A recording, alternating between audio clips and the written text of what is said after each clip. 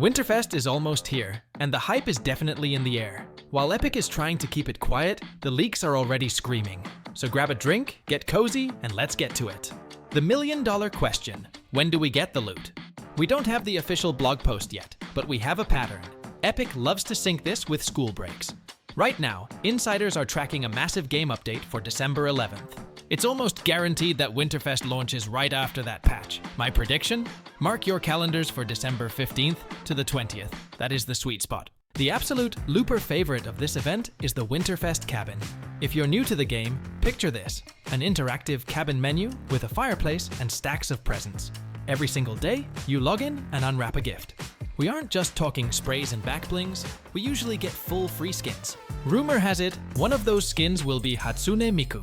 There is heavy speculation about a Snow Miku variant, dropping to match the icy theme. And the second one? Harry Potter.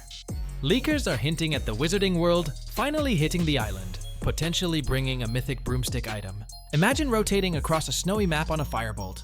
Another big question everyone is wondering: with the season just kicking off, will the map actually get any changes?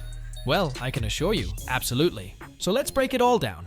Right off the bat, looking at the island, it's tough to picture how Winterfest will land on Golden Coast Island. And honestly, with the whole island situation, you don't need to be a psychic to guess what Epic Games was primarily inspired by. It seems like Golden Coast was perfectly timed to align with the release of GTA 6, which was originally planned for November 19th. If it hadn't been postponed, the start of Chapter 7, right after the launch of The Great Car Thief, would have been totally awesome. But even so, the Golden Coast turned out pretty atmospheric, even if and I don't know about you, I'm seriously bugged by a feeling of deja vu. When you look at most of the spots on the new island, it feels like you've seen something similar before. Hello, Chapter 5. That's why I've split the locations into two types: the incredible ones and the not-so-much ones. I put Ripped Tides, Humble Hills, seriously, who comes up with these names? Four Fields, and Latte Landing in the first group. Personally, all these spots feel pretty generic to me. They just don't have that it factor that grabs you at first glance. Just the most average, basic places that don't stick in your memory at all. I would be stoked if they transformed for Winterfest. If you liked any of these locations, that's cool, of course. Maybe I just missed something. So it would be awesome if you'd share your top new spots and why you love them. For the second group of locations, I picked Tip Top Terrace, Wonkyland, Classified Canyon, and Battlewood Boulevard. Let's dive deeper into these spots. The location I had zero doubts about was Battlewood Boulevard. I think anyone who played GTA San Andreas even once immediately remembered the good old Los Santos. It genuinely feels like the vibe of the early 2000s here. By the way, this is also where they filmed the short film Yuki's Revenge from Kill Bill. You can tell by the hole in one of the houses where Yuki's grenade blew up. Another cool thing is the new business, Tasty Boys.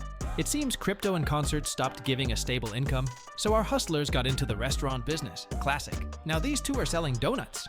And the biggest jewel of the location is the movie theater, which by all appearances will screen all sorts of cool stuff for us from time to time. It's possible Yuki's Revenge was a sort of test drive. So now this is our new Risky Reels. I think one of the simplest yet most vibey spots is Tip Top Terrace. The location itself is small, but it has at least two big upsides: smart game design and a unique biome. Basically, it's one huge camp on massive trees that are literally everywhere. The terraces are vertical, so moving around them is genuinely interesting. Wonkyland has a special place in my heart. Essentially, it's a huge amusement park run by a cartoon mascot and his buddies. The location is divided into activity zones, each one themed after a mascot. For example, the crocodile has his own water park that you can slide into right down his tongue. They even have a lazy river here, my favorite. Nearby, you can also find a small Easter egg in the form of a shooting range. If you complete this short challenge, you can get seriously awesome loot. Plus, you can do it up to 3 times, so use it. Seriously, the park is almost the best location in Chapter 7. Painted Palms is right up there with it. From the leaks, I first thought it was a 0-point biome, but it's actually a giant movie set. If you dive into the lore of this spot, you can find out it's the planet of the carnivorous banana aliens. I don't know about you, but these guys personally reminded me of the monsters from Stranger Things. And this movie is seriously going to be juicy. Spaceships, creepy banana aliens, an alien biome, and a feeling of complete hopelessness. It's all being filmed by the Seuss studio. And Painted Palms is far from the only set these guys have. though it is the most massive. Honestly, I was debating for a long time whether to include Sandy Strip in the list of hype locations, but this little guy finally broke me. The main feature of the alleys is the huge reactive sphere that responds to all player actions. Dancing, eliminations, revives, emotes, everything we do, it turns into emotions and animations. Obviously, Epic was inspired by the real sphere in Las Vegas, but my heart went out to it for a different reason. This sphere is just too similar to sprites from Chapter 6. Just look at those eyes. You simply can't resist them. The location itself turned out pretty wild in a good way. You've got a huge 5-star hotel, and even the tower from Tilted Tower, which they turned into an arcade club. All in all, an interesting place. It's definitely worth a visit, if only for that sweet sphere, which by the way, should totally have a name. What do you think? Let the best comment immortalize the name of this cutie, whether a guy or a girl. I saved the best for last. Classified Canyon. Although, to be honest, the whole desert biome is one massive location packed to the brim with a ton of Easter eggs and secrets. I think everyone has already guessed that it's a reference to Area 51, and the canyon isn't named that for no reason. If you look at the cacti, it turns out they are far from ordinary, because cameras are sticking out of them. And when you break one of these cacti, you don't get wood, but metal. The government, or whoever it is definitely guarding something very important here. If we make it to the very center of the location, we'll see exactly what's under guard, a huge triangular base. Going deeper and deeper into it, we'll hit the negative level, where a real alien ship, specifically a Last Reality UFO, is hidden from us. But that's not all. Slightly north of the complex, you can find the Meteor of the Seven and a capsule that crashed nearby. Next to it is a logbook, which clarifies that this is the Meteor of the Order. But more on that in the storyline part of the video. In summary, Canyon is one of the most atmospheric locations of the new chapter, and the invisibility effect is a testament to that. Seriously, if you haven't flown to the desert yet, you're missing out. It's one of those spots you 100% need to see with your own eyes. And the last but not least important location on the list is the Inaloop Labs. This place is even more mysterious than the canyon. The very first thing that jumps out when we arrive here is a fragment of the 0 point. It's currently hanging above something that closely resembles the vault from Chapter 1, but a mini version. Everything points to the fragment being stabilized and now powering a very important project, a particle accelerator. And judging by the energy inside the pipes, it's the power of the 0 point. They say Inaloop Labs will become one of the key locations in this season's storyline. So I'm keeping a close eye on this spot, and if anyone thought we were done exploring the map, I've saved a little bonus for you in the form of a couple of secret spots you definitely haven't heard about. Not far from the canyon, you can stumble upon a totally unsuspecting bush guarded by 2 cameras. Passing through it, we get into a secret room with a bunch of arcade machines, slurp barrels, and plush toys. You can also easily climb up from here using a zipline in the next room. The new map, in general, has a crazy focus on plush toys. We even have a whole factory that turns donuts into plush toys. And seriously, when you're running around the island, notice how many plush toys are everywhere. So there's definitely something to it. If you have any theories, drop them in the comments. The most important change that absolutely everyone can experience is surfing. It replaced the usual drop from the battle bus, which was blown up by the Dark Voyager. At the start of the match, we saddle a wave and ride it right to the island. Then it throws us up into the air. Interestingly, the spot where the wave starts is chosen randomly for everyone. And it's actually handy, because now you don't have 100 people landing at one spot, as players are evenly distributed around the whole perimeter of the island. I liked the mechanic at first, but it quickly becomes, well, too slow and tedious, especially that initial cutscene. With the battle bus fixed, surfing has been retired, though not completely. But the absolute peak of the new chapter is, of course, the storyline. It's now obvious that the battle with the Dark Presence was just a ploy by someone to see us in action. It turns out that for all these years, they've been watching us, learning from us, and just leading us on a string like puppets. And only now is the second phase beginning, where everything will be for real. After the 0-hour event, a shard of the epicenter yeeted us and itself into a new island known as the Golden Coast. The island and this whole reality are packed from head to toe with parties, shows, and movie premieres.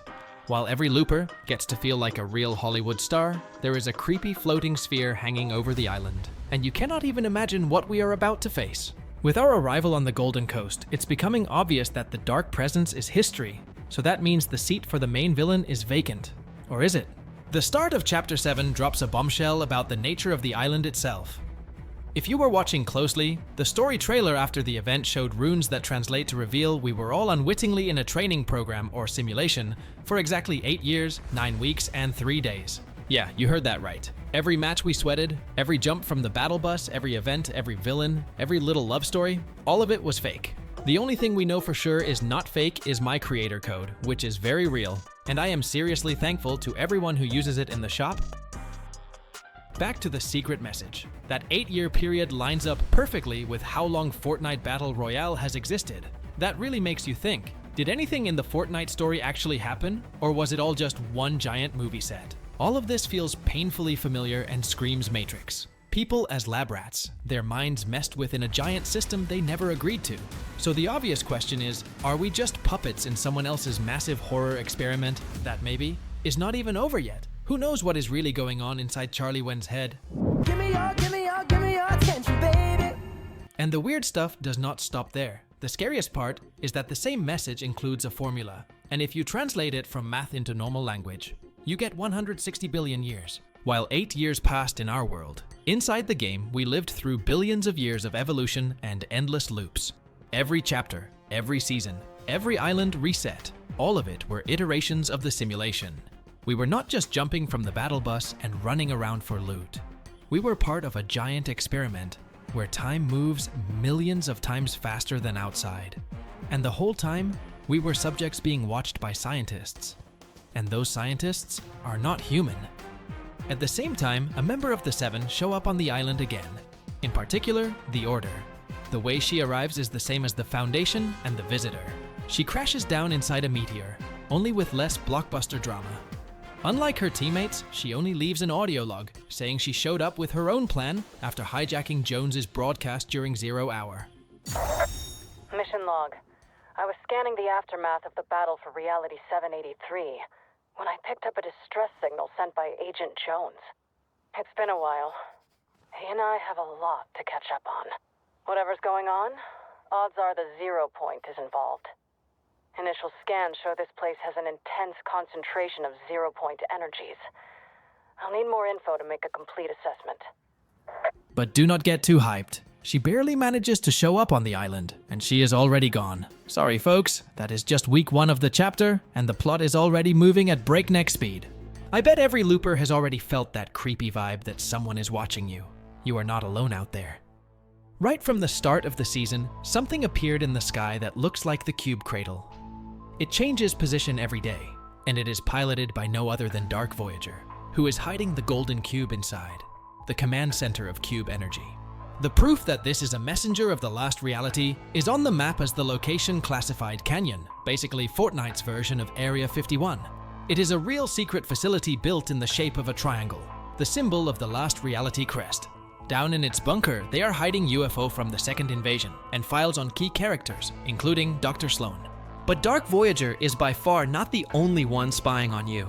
Epic decided to fully crank up the lore by bringing up a being known as the Nothing. In secret bunkers, you can find warning signs like, "It is watching," and "There is nothing to see here," which are direct callbacks to this creepy entity.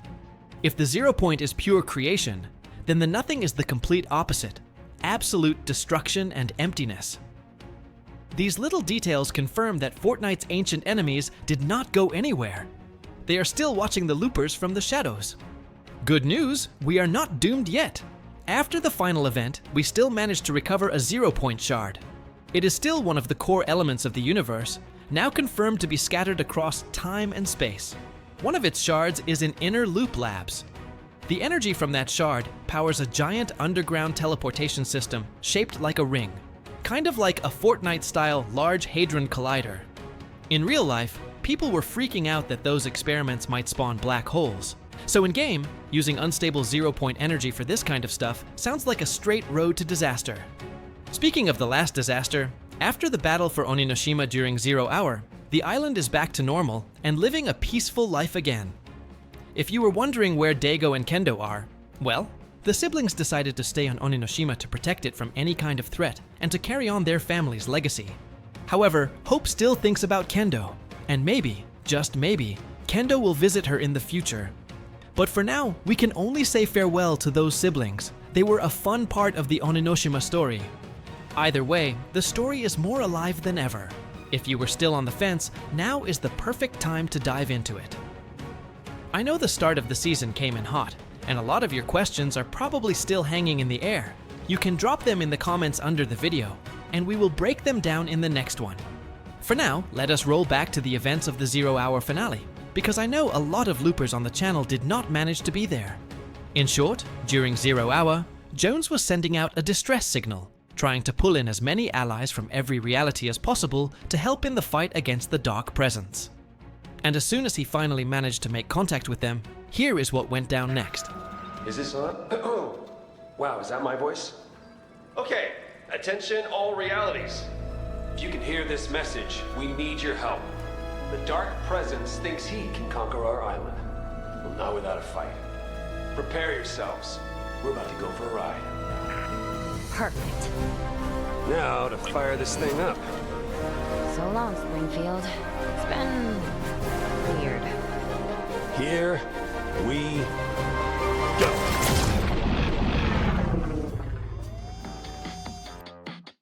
Did you finish the calibrations? Of course. And you accounted for dimensional variance? Hold on. Just how about this?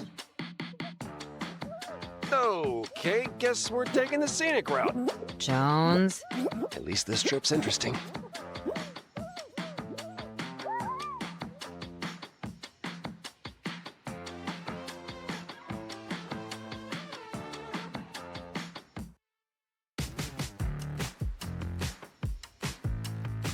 Back to Springfield? Really? Well, hold please. Whoa! Hatsune Miku! You gotta be kidding me. Maybe give it another try.